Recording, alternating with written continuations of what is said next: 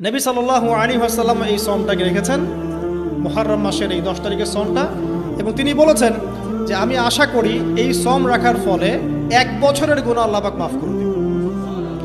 এবং একজন সাহাবী এসে জিজ্ঞাসা করছিলেন যে কোন মাসের রোজা রমাজান মাসের পরে সর্বোত্তম।